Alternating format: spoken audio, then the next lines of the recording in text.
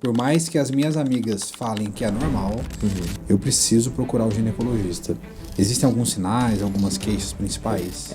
O climatério é uma fase de transição hormonal, né? Certo. O que acontece? Hoje, o podcast do Núcleo Tanges recebe o Dr. Reinaldo Máximo, ginecologista com atuação voltada à saúde íntima e ao bem-estar feminino. Uma conversa esclarecedora sobre climatério, menopausa, reposição hormonal, estética íntima e os cuidados que podem transformar a qualidade de vida da mulher. E os chips, né? Chip da beleza. Não existe chip da beleza, né, gente? Chip da beleza foi uma forma criada para atrair pacientes de forma errônea.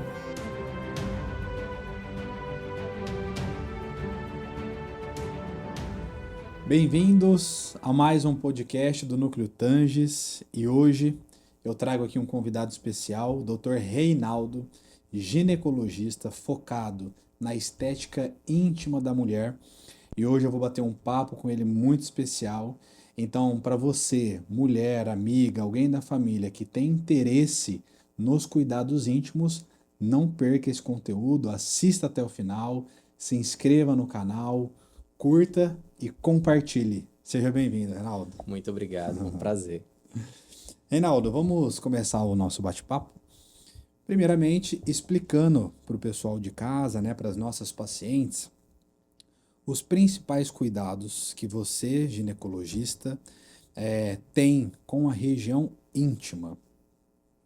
Muito legal essa pergunta, porque assim, muitas mulheres, elas, na correria do dia a dia, né, hoje as mulheres são cada vez mais empoderadas, né, então elas se preocupam mais com a correria do trabalho, mas esquecem um pouco mais, às vezes, do cuidado íntimo, passa desapercebido. Então, alguns cuidados íntimos, mesmo até para ajudar no dia a dia, é interessante, né, por exemplo, eu sempre oriento pessoas que trabalham durante o dia inteiro, levar uma calcinha a mais na bolsa, por qual motivo? Porque às vezes dependendo do tecido que ela usa, por exemplo, pode propiciar a formação de algumas infecções mesmo, né? Candidíase e algumas vaginoses, que são infecções bacterianas.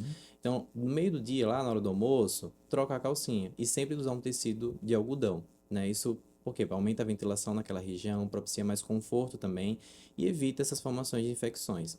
Ah, eu não consigo durante o dia, durante o trabalho, levar um lenço umedecido, por exemplo, que vai... lógico, preferir aqueles são mais com pH neutro, né? Porque não alteram o pH naquela região vaginal mesmo, na região externa da vulva, Certo. né? Então isso favorece também e ajuda também na higiene íntima também. Tá? Então, não é só um cuidado médico, né, pelo que eu Sim, entendi, mas a paciente que conhece um pouco isso deve fazer parte da sua rotina, sim. orientar esses cuidados, né? Porque quando a paciente vem aí da sua rotina, né, Reinaldo? Geralmente ela vem com qual queixa principal no seu consultório? Hoje o público que mais vem para o consultório, o público mais na fase ali do climatério, para menopausa, Ótimo. quando começa a ocorrer aquela fase de transição hormonal mesmo, né? E então a procura maior é mais nessa transição, do climatério para a menopausa. Por quê? Porque é uma fase em que ocorre várias oscilações hormonais e começa a surgir sintomas que não surgiam antes, né? E dúvidas também começam a surgir. Então, aquela paciente, ela vinha lá naquela fase tudo bonitinho, seu ciclo menstrual regular, e de repente começa a ter alterações do ciclo menstrual, e aí começa a ter preocupações, aí vai procura o ginecologista diante disso. Ou às vezes, na maioria das vezes, é porque queixas de amigas, né? As minhas amigas estão começando a queixar disso e eu estou preocupada comigo também. Então ela começa a procurar. E são aquelas que se preocupam.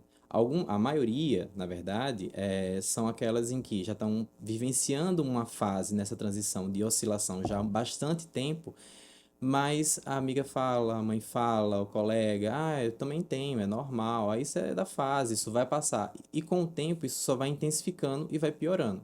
Aí começa a ter aquele desconforto. Desconforto e aí já entra lá para dentro do relacionamento também, que aí começa a mexer um pouco mais para a fase emocional da paciente, né? Ó, já não estou tendo mais condições de ter relações, está me incomodando, sintomas que eu não senti tá surgindo agora.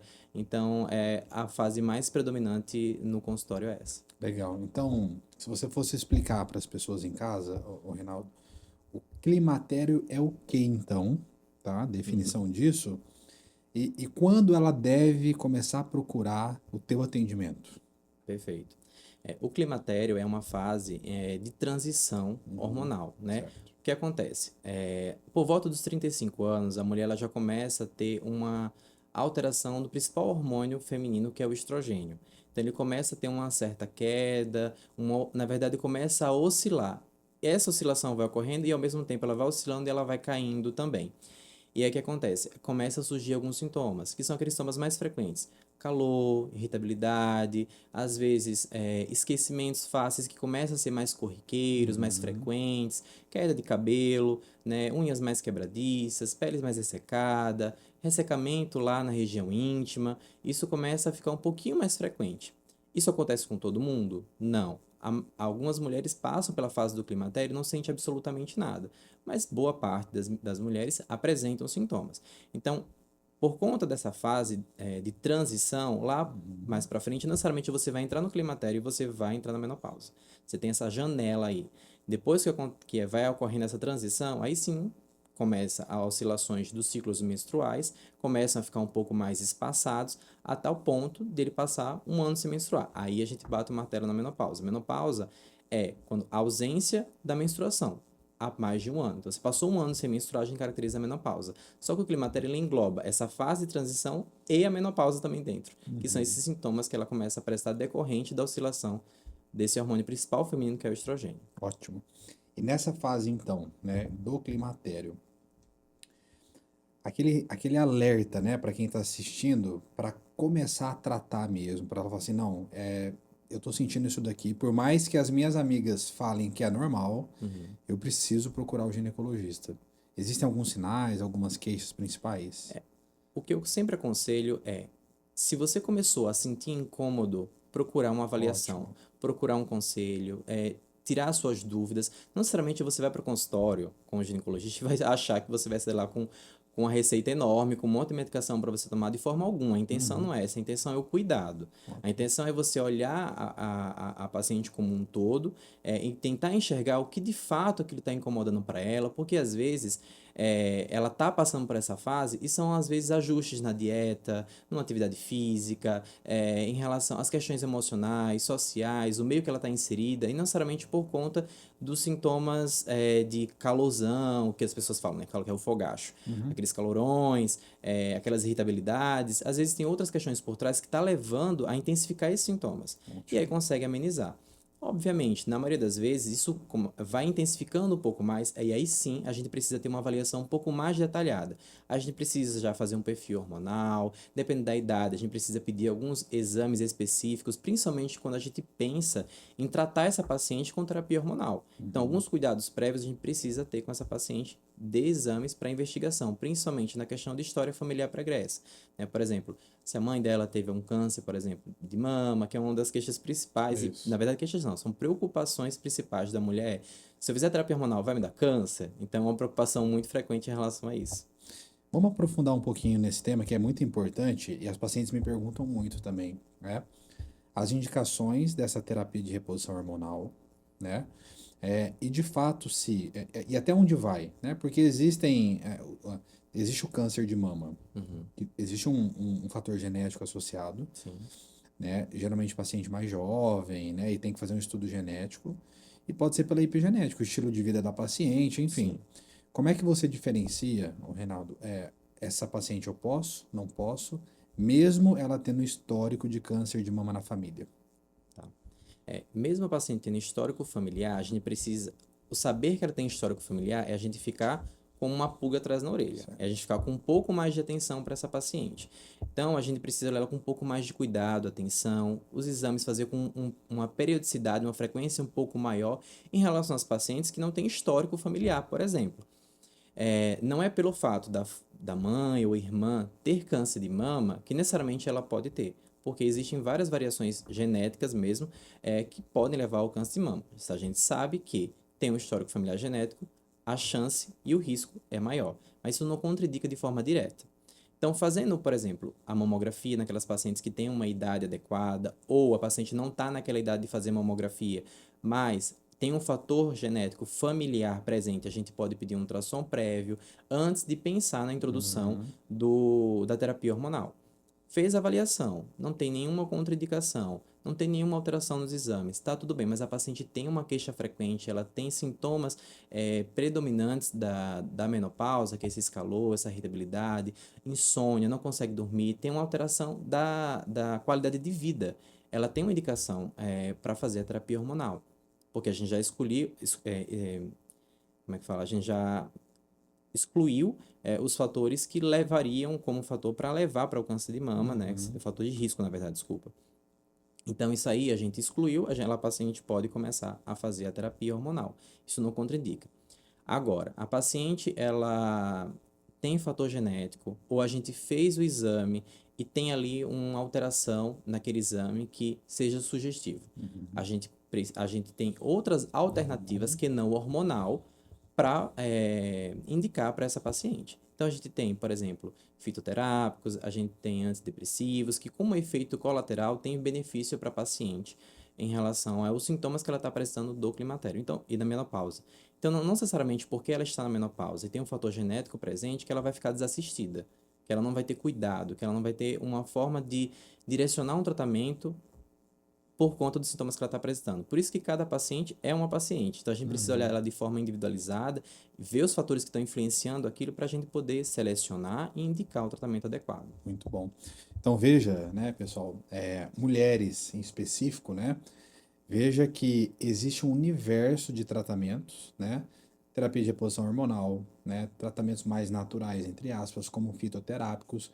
Então você não precisa ficar tendo queixas e normalizando tudo, né? Sim. Eu acho que essa é a grande atenção, né, que você deve ter, né? Você já está na sua rotina, mas até nós, né, cirurgiões plásticos como eu, nós temos a Lívia, toda a equipe, nos atentarmos, né? Porque muitas pacientes, às vezes está ali, mas ela não fala, mas às vezes uma pergunta pode direcionar uma queixa que vai levar até o seu consultório para você tratar. Sim, uma coisa que é importante também a gente falar, por exemplo, as pacientes que estão passando por um tratamento de câncer de mama, elas sofrem muito, né? Porque elas passam por quimioterapia, às vezes radioterapia, enfim, imunoterapia, dependendo do estágio em que ela se encontra. Passou essa fase do tratamento, ela está viva, ela precisa de um cuidado, de uma atenção, né? E aí os sintomas, eles ficam um pouquinho mais intensos, principalmente uma queixa muito frequente da paciente que tratou câncer de mama, é o ressecamento, né? É um incômodo muito presente, é o que elas mais reclamam no pós-tratamento de uma quimioterapia, por exemplo, que já passou pelo tratamento. Tem alguns hormônios tópicos, por exemplo, como a promestrina, enfim, que a gente pode fazer uso, na literatura tem relatos sobre isso, que a gente pode fazer tópico mesmo. Você não vai fazer um tratamento sistêmico para ela, obviamente, mas tópico, local, que não tenha nível sistêmico para aquela paciente, ela já vai ter grandes benefícios. Uma outra questão também que vai auxiliar é o próprio laser. Então, ela vai ter benefícios também, porque naquela região a gente vai ajudar a promover um pouco mais a formação de colágeno naquela região, vai promover, consequentemente, a lubrificação, e ela vai voltar a ter aquela qualidade nas atividades que ela tinha anteriormente, nas relações, por exemplo, com maior qualidade, e não com desconforto, e muitas simplesmente se afasta do relacionamento, ou deixa isso de lado, porque aceita que esse é decorrente do tratamento que foi feito e não tem solução para isso. E uma coisa que eu estava pensando aqui, Reinaldo, é o seguinte. Nós estamos falando de mulheres aí de 35, 30, às vezes dependendo, 40. E aquela mulher acima dos 60, 55, e que ela perdeu esse tempo, né, de tratamento e de atenção, né? Como é que é a sua rotina? A janela, a gente chama aquela janela de oportunidade, né? O que é essa janela de oportunidade?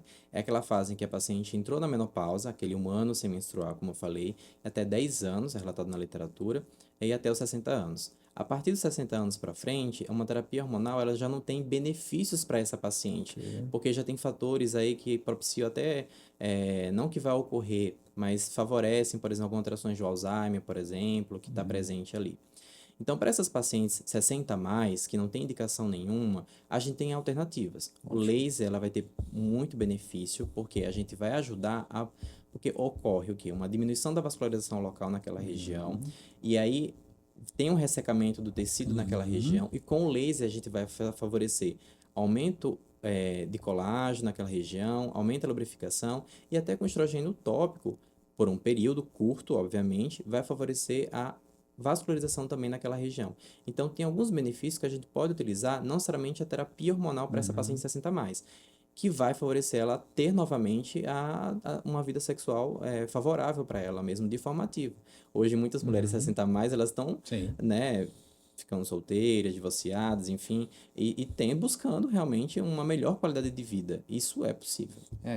E o intuito, né, Reinaldo, até falando com as mulheres de casa, é a gente alcançar essas mulheres, né, de fato, porque eu tenho certeza que muitas mulheres não têm essa informação, né?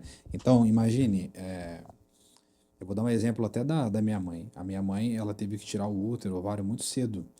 Ela tinha um mioma, ela fez a cirurgia muito cedo e ela entrou na menopausa muito cedo, né? Então, assim, no advento aí do tempo, a gente não nem ideia, né? Eu era muito jovem, não tinha noção, mas também as coisas mudaram muito. Sim. Então veja que existem recursos. Agora, essa terapia de reposição hormonal, a paciente começou a fazer no time, né? No tempo, na Sim. janela. Aham. Existe um limite desse tratamento? Até onde vai? Como é que é esse acompanhamento? O que a literatura orienta é, quando ela começou a terapia hormonal, nessa fase ali, a paciente ela pode já começar a terapia hormonal na fase do climatério ali, né? Na transição. Mas porque a maioria já busca na menopausa em si. Mas nessa fase de transição, a gente pode acompanhar essa paciente até 10 anos após a entrada na menopausa. Certo. Então, essa aí a gente tá falando de uma paciente que a gente pegou lá no início, né? Então, aí seriam essa aí, como ela vai receber grandes benefícios em relação a ela já ter começado de forma inicial essa terapia. Então, ela começou lá atrás, então a gente ela vai ter benefícios ali naquela fase, entrou na menopausa, até 10 anos para frente a gente pode acompanhar. Não necessariamente ela vai começar com uma dose da terapia hormonal nessa reposição e ela vai continuar com a mesma dose. A gente pode, com o tempo, dependendo dos sintomas, ou aumentar um pouquinho mais ou reduzir. A tendência ela já está tendo benefícios em relação a isso. Então, os sintomas já estão regredindo. Com o tempo, a gente reduzindo essa medicação. Certo. Aí, provavelmente, por volta lá do final dos 10 anos de uso, a gente já vai ter quase reduzindo essa terapia aí para ela. Tá. E os principais tratamentos de terapia, né, dessa reposição hormonal, Reinaldo? Tópico, via oral, injetável, quais são os principais? O que a gente tem hoje respaldado na literatura são medicações por via oral, né? E aí a gente tem diversas opções. E transdérmico também. Então, transdérmico não, desculpa. Naderme, tópico, uso tópico.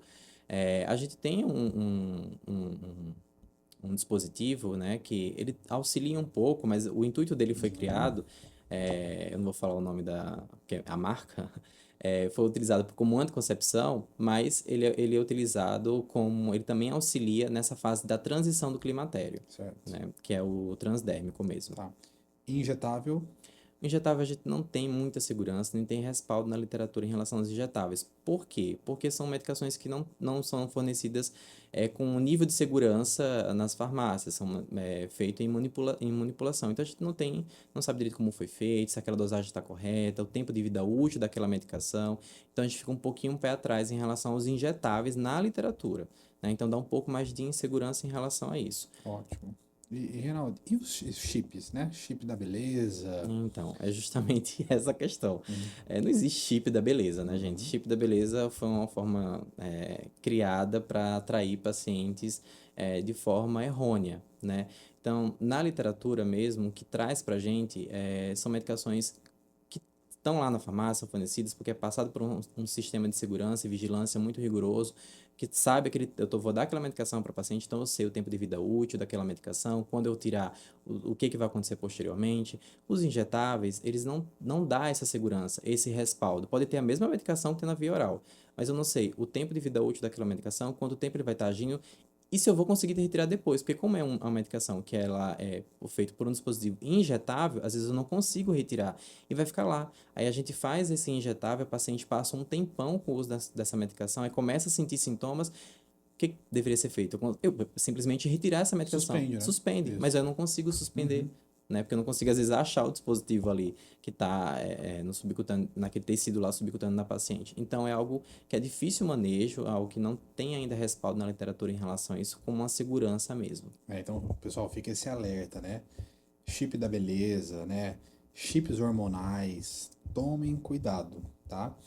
A gente não tá aqui para julgar ninguém, obviamente, Sim. mas é um alerta, né?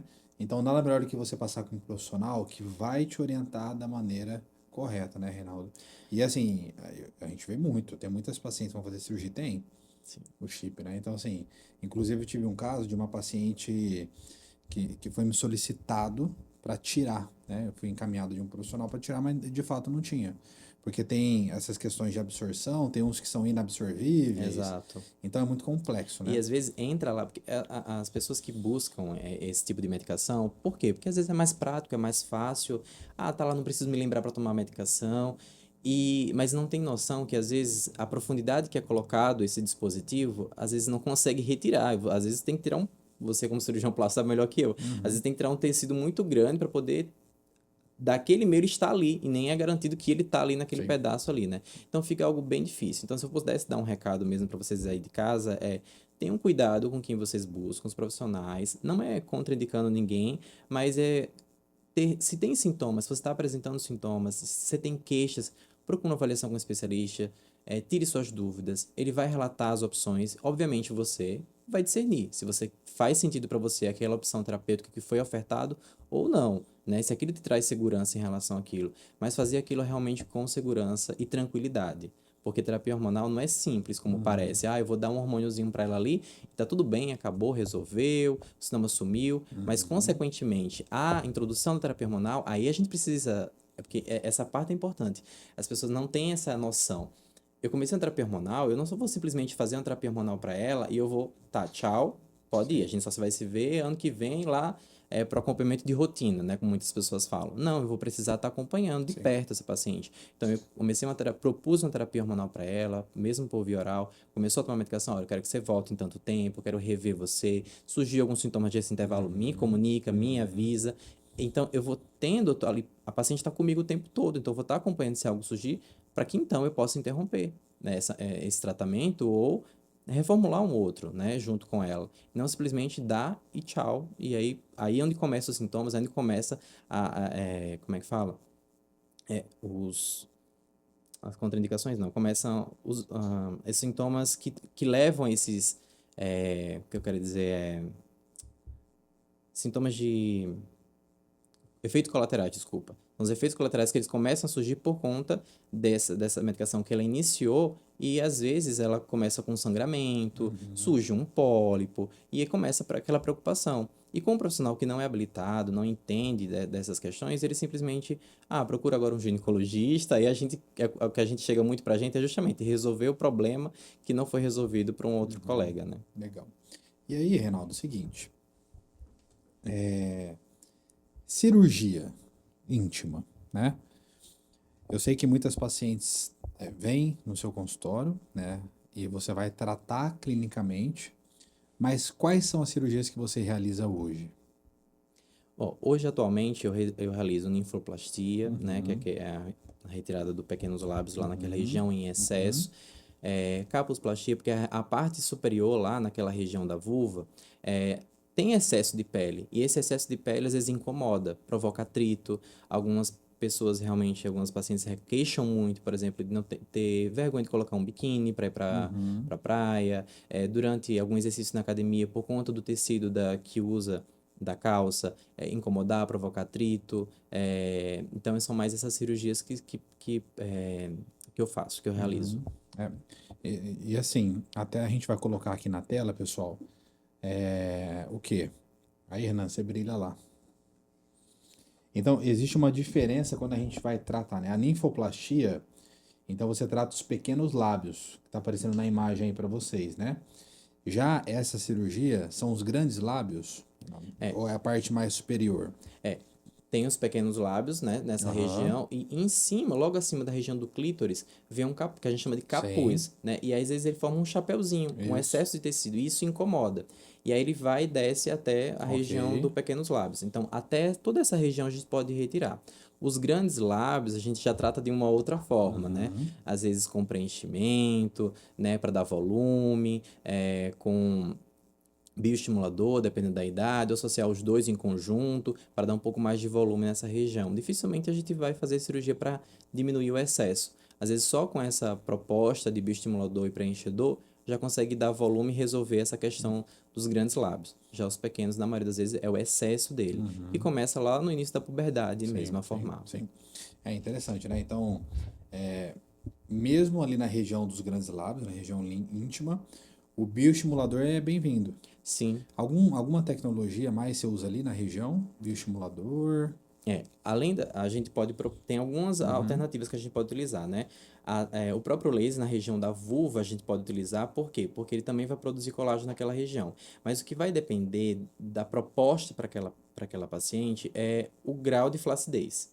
Então, depende da flacidez que ela está presente, a gente só tem que só estimular já resolve com o laser, ou às vezes preencher já seria a melhor solução para ela, ou fazer os dois em conjunto, ou os três, associar o laser, o bioestimulador, não vai fazer isso tudo de uma vez, isso é gradativo, e posteriormente fazer o bioestimulador com laser. Ótimo, muito bom, Reinaldo. E, Reinaldo, assim, só para descontrair um pouco, por que você escolheu a ginecologia? Nossa, então, a ginecologia, ela teve presente para mim lá desde a graduação. Teve muito frequente. Eu que abandonei a ginecologia e obstetrícia. É, enfim, quando a gente vai passando pela graduação, né, a gente vai vivenciando várias situações. Aí participa de liga, de projeto de pesquisa, iniciação científica, tudo meu era voltado para a área da ginecologia e obstetrícia. Legal. E aí, no final do sexto ano, eu comecei a me questionar se era isso mesmo que eu queria. Aí fiquei com o pé atrás. E aí comecei a tentar outras alternativas de especialidades. E aí, com o tempo, fui vivenciando, trabalhando com colegas da área da ginecologia e obstetrícia na prática, sendo clínico, e fui vendo que, nossa, por que eu abandonei isso? E aí eu fui correr atrás novamente. Quando eu entrei na ginecologia e obstetrícia, eu vi que realmente era isso que eu queria e por que que eu desisti, não permaneci ali, já que eu vivenciei aquilo tudo durante a minha graduação inteira. E aí, no último ano, enfim, acabei desistindo, pensando em uma outra alternativa, mas graças a Deus eu voltei. Aí, dentro da ginecologia e obstetrícia, né, eu foquei mais na ginecologia, mas para focar na saúde da mulher como um todo, desde o início, em todas as fases de transições que ela apresentam.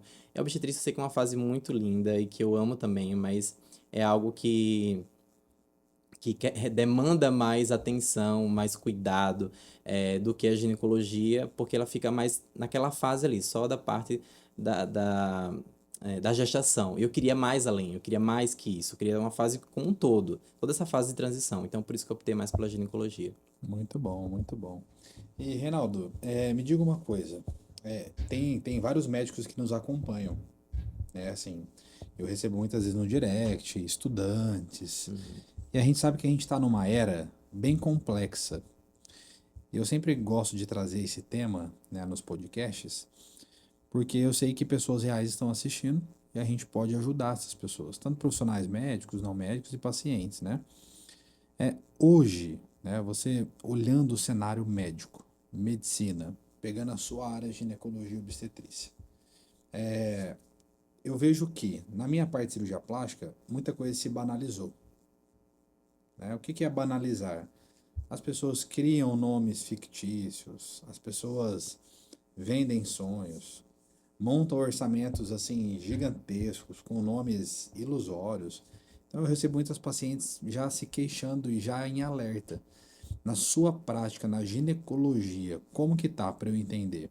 Né, para você alertar algumas dicas para as pacientes. Para paciente, eu falaria que assim, não está muito diferente na área da ginecologia. Tá. Realmente, às vezes, tem muito disso. Realmente são cursos que são criados, que você vai olhar de onde que veio, como que surgiu, especialidades que dizem que existe, mas você não sabe por que ela está ali. Enfim, então realmente é mais tem pensando no agregar e tudo mais, mas não tem nada formalizado, nada formal. Então é realmente ter cuidado no especialista que está buscando, olhar se tem RQE, a formação, conhecer um pouco mais antes de simplesmente marcar uma consulta. E lá, procura. Hoje, graças a Deus, a gente tem várias alternativas, a gente tem YouTube, a gente tem Instagram, a gente tem vários meios de comunicação que a gente pode entender um pouco mais sobre aquele especialista, o que é que ele está trazendo, o que ele está me informando e passar segurança. O importante é você estar segura com aquele profissional. Então, se você está seguro, buscou aquele profissional e passou segurança, tá tudo bem, né? É o mais importante. Já para profissionais da área, eu digo que a ginecologia ela é muito versátil, então ela tem várias subespecialidades, várias alternativas para que você possa atuar hoje em dia. E graças a Deus a ginecologia ela só está crescendo, ela só tá, as opções de especialidades, de formações, de agregar o seu consultório está cada vez maior. Então está bem mais versátil do que era antes. Uhum. Pessoal, o Reinaldo, ele focou em alguns tratamentos com laser, né, Reinaldo? Sim. Então, eu queria que você trouxesse um pouquinho isso aqui, né? Você fez uma pós, né? Você está se especializando nisso. A diferença do tratamento cirúrgico convencional, né, com cortes, né, entre aspas, e o laser, né? Como é que está isso no mercado? Como é que está a sua atuação? Fala um pouquinho para nós. O laser hoje em dia é assim, uma tecnologia de última geração, digamos assim, né? Ele veio realmente para agregar, para ajudar, para facilitar e também para dar mais conforto para a paciente. Então, ela vai lá fazer uma cirurgia que poderia estar fazendo no centro cirúrgico, podendo fazer no consultório, né? Com um nível de segurança também presente, com qualidade, com uma recuperação bem mais rápida do que às vezes realizado com a cirurgia convencional. Por exemplo, a ninfoplastia. A cirurgia de ninfoplastia convencional, ela tende a sangrar um pouco mais, né? A recuperação às vezes é um pouco mais demorada do que a laser, e às vezes ela quer mais intimidade, não quer estar se expondo, por exemplo, ir para o centro cirúrgico, e às vezes no consultório isso dá mais segurança. Então, o laser em si, ele dá maior segurança, é uma alta tecnologia, então dá mais conforto e também dá uma resposta maior em relação a comparando uma cirurgia convencional com a cirurgia realizada a laser. Muito No final, o resultado vai ser o mesmo, vai ser a ninfoplastia. sim. Mas eu falo em nível durante o processo, a qualidade e conforto é um pouco maior. E falar com muita transparência, né? Sim. E eu não sei se existe alguma contraindicação ao laser. Existe? Não é contraindicação. Algumas pacientes, por exemplo, vamos falar da ninfoplastia, né? Que é o que mais faço. A ninfoplastia, dependendo do grau e o tipo de tecido daquela paciente, às vezes não dá para fazer com o laser no consultório. Por quê? Porque às vezes vai sangrar um pouco mais, né? E vai precisar de um tempo anestésico um pouco maior. Então, às vezes, a paciente dá para ser feito com laser no centro cirúrgico. Ok. Aí também é uma opção, né? É uma opção. O paciente, às vezes, ela é mais sensível, Sim. digamos, e o centro cirúrgico, uma sedação, é uma opção, né? E tudo isso é conversado na primeira consulta. Então, Ótimo. na primeira consulta mesmo, você consegue avaliar, você consegue ver o tipo de tecido, se é mais fino, um pouco mais espesso ou não, e já propor para ela, olha, isso aqui é uma cirurgia um pouco mais demorada, às vezes é melhor fazer no centro cirúrgico. Não, essa aqui é tranquila, dá para fazer aqui no consultório mesmo. Então, realmente, na primeira consulta, dá para fazer essa avaliação e ela optar o que ela achar mais confortável para ela. Muito bom, na consulta se define muita coisa, né? Sim. Beleza, Reinaldo. Pessoal, estamos caminhando aqui para o fim. E aí, Reinaldo, eu queria que você deixasse uma mensagem, né, em específico para essa mulher, né? Eu sei que você já falou um pouco, mas uma mensagem final, né, com carinho, né, para essa mulher que está no momento mais delicado, né? Uma dica, sabe, um conselho, alguma coisa para o pessoal de casa. Então, você mulher que está aí nos assistindo, se eu pudesse dar um conselho para vocês é olhar mais para si, né? Cuidar, passar a enxergar um pouco mais você. Parar de olhar um pouco mais as arestas, as laterais. Eu sei que a mulher hoje ela é diversa, ela está envolvida em fazendo 1000 tarefas ao mesmo tempo, família, marido, filhos, enfim. Mas parar um pouquinho para se olhar mesmo. E a partir do momento que você começa a se olhar, você começa a ver às vezes algumas coisas que você banalizava, ou que você achava que não era tão importante, que é segundo plano, depois eu vou lá, eu vejo, e priorizar um pouco mais você. Então a mensagem seria priorizar um pouco mais, não deixar você tanto de lado, esquecida ali, que você hoje é um amor e carinho para uma outra pessoa também. Muito bom.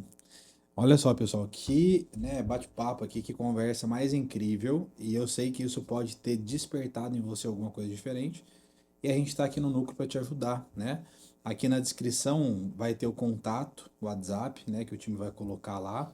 Então, caso você queira se aprofundar um pouquinho na consulta com o Reinaldo, aqui vai estar o contato, o direcionamento, tá? E caso você tenha dúvida também, é só deixar aqui nos comentários, tá?